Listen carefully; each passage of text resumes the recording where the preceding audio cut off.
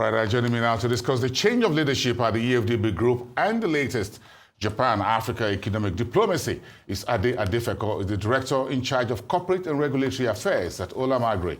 Adefeko is also a public affairs analyst and, of course, an economic ambassador. We thank you for your time on the show this evening. Thank you for having me. Thanks for coming. Thank you for having me. Give me your first thoughts on this important development at the AFDB, the change of leadership today. Well, what I will speak to here is that when Akim Adesina assumed office, it was leadership, it was opportunity, okay? Meeting preparedness. And he was just speaking to his high fives, which was a thrust of his 10-year tenure. And I think a lot of his achievements have been remarkable. And as we usher in Dr. Tar, who is a Mauritanian from Nouakchott, besides Senegal and Cape Verde, Francophone.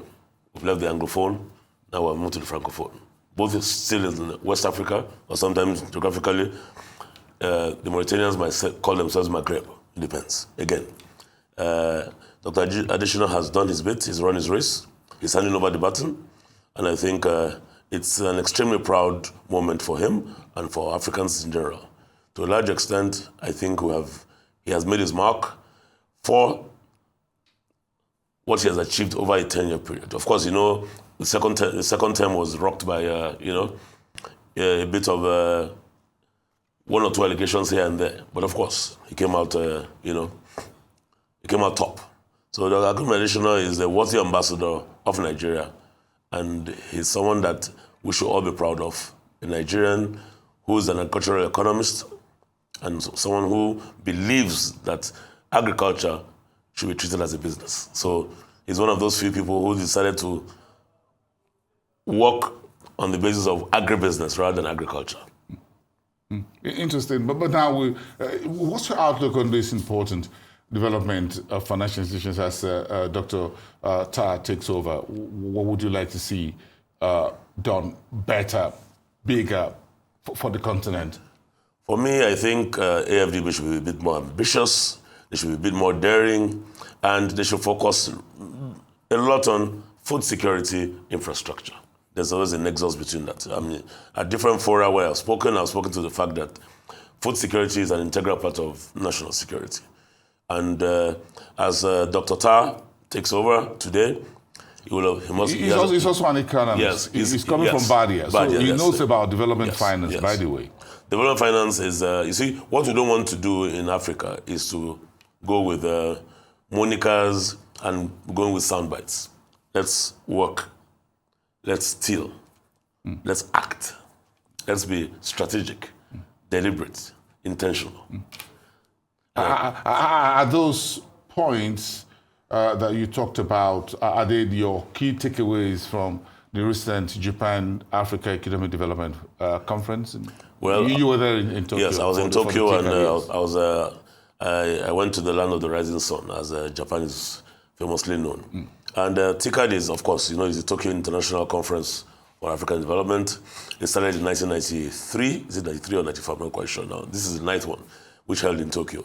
So I was on a panel where, on the sidelines, where we had an IFC sponsored meet where I spoke on factoring. Well, the IFC is big. Yes, the IFC. So that's the private sector. No, that's the private sector arm of it. Yes, that's the private arm of the World Bank. Yes. Yes, and I spoke on value chain financing with respect to commodity buyers and sellers like us. Of course, Olam Agri is a global giant in that. So, and for me, what struck me was the intentionality about the Japanese looking at us and saying, you know what, we're committing. Let me recall. I can't recall the figure offhand that they're supporting Africa with. Okay, I think it's a double digit. Yes, it's double digit. Yes, double digit figures. Yes, it's something around $15 billion. $15 billion and above. Yes, of for course. This new special economic zones and all that Japan wants to bring. So I talk about technology. Give it to Japan. Yeah, no. I mean, I went to Japan for the second time. My first time was in 2017, where I was a panelist as well in Japan. So this time around, then the yen was very, very, very strong. So when I went to Japan, then things were expensive. I bought nothing. This time around, the yen is very weak and the dollar is strong. So you can see that the yen is like a yo-yo. And of course, a lot of you know about what we call in the Parliament of Japan is called the Diet. And of course, Japan has, in spite of their successive prime minister baton changes, yes, there's the Japanese principle of, leadership at the top, followership, move. They are so, I was speaking offline to you that I took the bullet train from my hotel, Imperial Hotel in Japan, which is the oldest hotel in Japan, clockwork. When I went to the Tokyo station, it said it was leaving at 13:05. We left at 13:05 and it said 1 hour. At exactly 14:05, I landed at Narita International Airport, went to my terminal, and of course the rest is history. So there's clinical efficiency, mathematical accuracy with Japan. So Japan is a country that, to a large extent, we have a lot to learn. So what should be the playbook for Africa? Now, it's not only Japan. The Indians are making overtures in terms of economic diplomacy for Africa. India, for example, is saying, look, it wants to make Africa a manufacturing hub because the weather is hot, technically speaking, in terms of tariffs from the United States. So then you have the Russians. Then you have the Chinese. So the folks within the BRICS, as it were, the big boys within that are shopping for Africa, for our resources, both human and material. What you are seeing now is that there's another scramble for Africa, as it were. But again, we must negotiate on our own terms. So that's what I was asking. What should be our playbook? No, our playbook should be the fact that we must, negotiate on our own terms. We must deal with them on our own terms. But most people don't like the aspect of African countries being summoned and you talk to them as a group, collective. Now, Africa is 55 countries. Deal with us each on an independent and direct bilateral basis. But again, sometimes maybe because of the whole bureaucracy of having one-on-ones. But this is what, with India, India is a part of the global south. Yes. But of course, Japan is not part of the global south. Japan is the global north. So you have the global south now trying to come together. India is part of the global south. So they're saying, let's continue to ensure we work on south-south cooperation. Yeah. And that's what is needed. The playbook is, let us bring something to the table. And whatever we bring to the table, let's make sure that it's value added. In this era of AI, robotics, and the likes. So the world has moved on from all this arable land, cultivating this and cultivating that. You might have a small parcel of land. If you're efficient and effective, using technology, you get better yield from that. So I'm talking about the agricultural side. But we have another problem we need to face: infrastructure. A school of thought believes that we should have. I'm going to Algeria, for example, in a couple of hours. To get the Algerian visa, I will have to go to Abuja. Okay? They don't have a consulate here in Lagos. I went to Abuja in the morning, and I came back in the evening. I spent a flight ticket for that. But guess how much the visa fee was? 79,000 thereabout. Guess how much it cost me to get to Abuja to go and pick it up?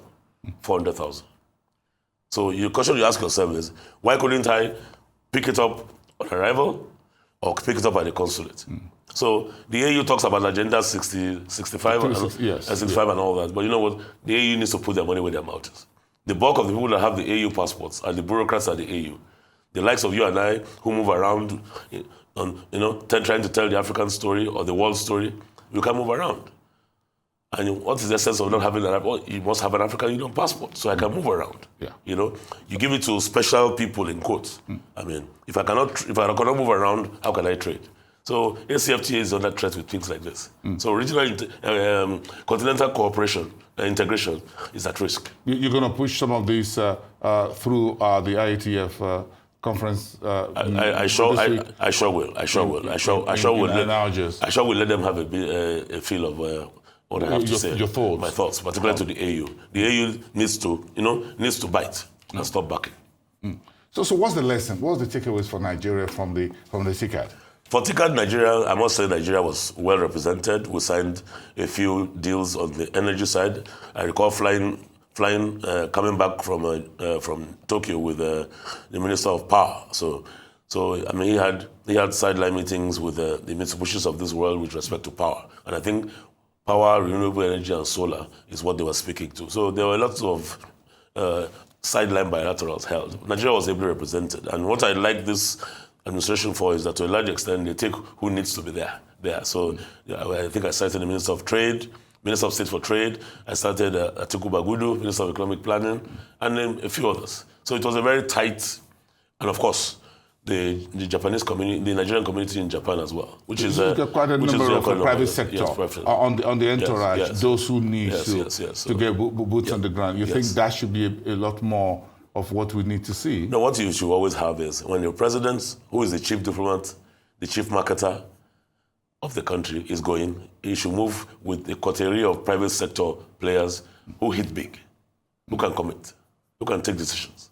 Government has no business in business, as I've always said. But you know what? Government can be a catalyst. Government can help drive, policy the midwife. reform. Yes, midwife. The midwife. I know the midwife is the one that, of course, will see to the baby being born.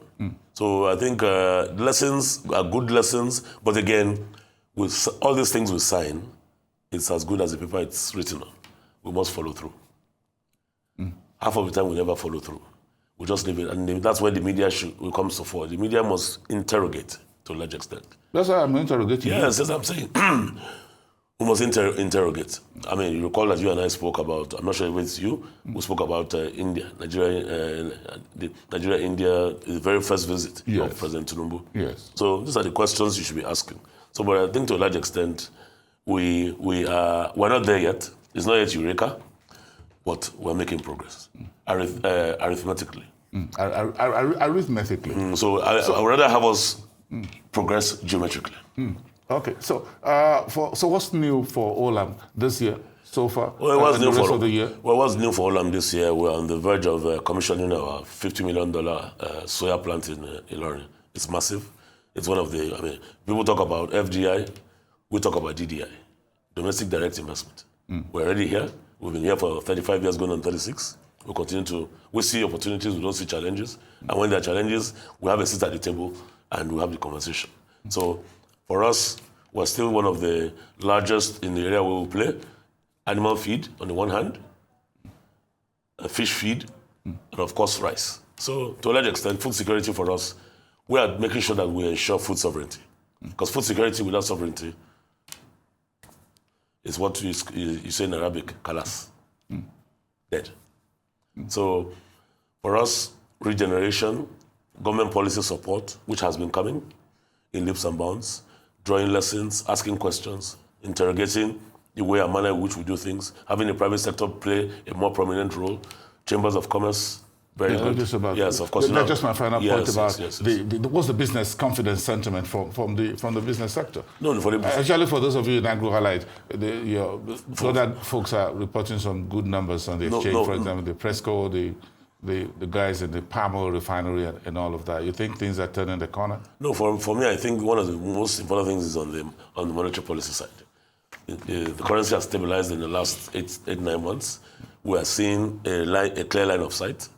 And to a large extent, I think that is good for the economy. Inflation is receding, okay? And if you look at the consumer price index component of it, with regards to food, in that basket, yes, we're not doing badly. So I think we can only get better. But again, like I said, you're only as good as your last harvest. So we need to work. Like you said, you want to see geometric proportions. Yes. For the viewers who don't understand what I'm speaking to, I'm not talking about 1, 2, 3. I'm talking about 2, 4, 6. That's geometric. Arithmetic is 1, 2, 3. I love it. I'm sure you take a little bit of that into sports. Thank you for having me. It's good to have you. Thank you so much. Thank you. Adefeko, we appreciate those insights into current global economic diplomacy and all of that. Thank you so much. Do have a great evening. Thank you. We appreciate it.